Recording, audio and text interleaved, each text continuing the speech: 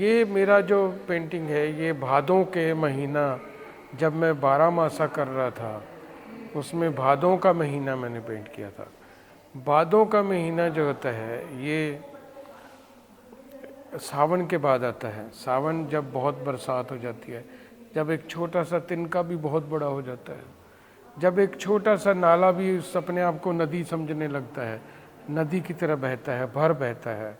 ऐसे ही जैसे जब आप ऊपर का हिस्सा देखें तो इसमें एक इंसान अपने आप को इतना महत्वपूर्ण समझता है, इतना, और संसार में इतना उलझता है, वो समझता है कि मैं बहुत महत्वपूर्ण हूँ, बहुत इम्पोर्टेंट हूँ, शायद मेरे जैसी समझ किसी और को नहीं है, और वो अपने ही पाश में, अपने ही बंधन में ऐसा भर जाता है, फंसता है कि वो कभी निकल नहीं पाता, फिर उससे सारा जीवन नहीं निकल पाता।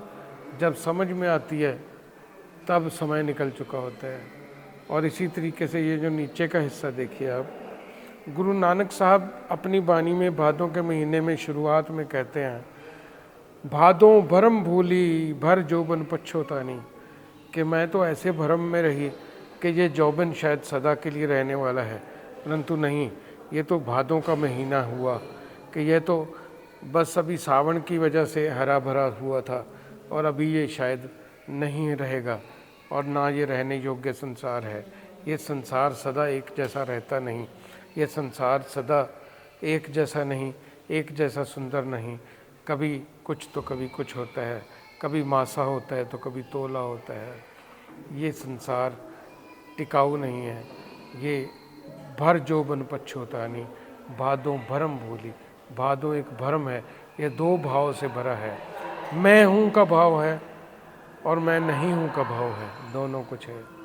ये जीवन तो शायद हाथ से जाने वाला है और कभी भी जाने वाला है। ये भादों का महीना है, और इसके बाद फिर असुन आ जाएगा, उसके बाद फिर कार्तिक हो जाएगा, फिर उसके बाद कुछ और कुछ और कुछ और, नहीं जानते हम कुछ भी। भादों भरम भूली भर जोबन पछोतानी।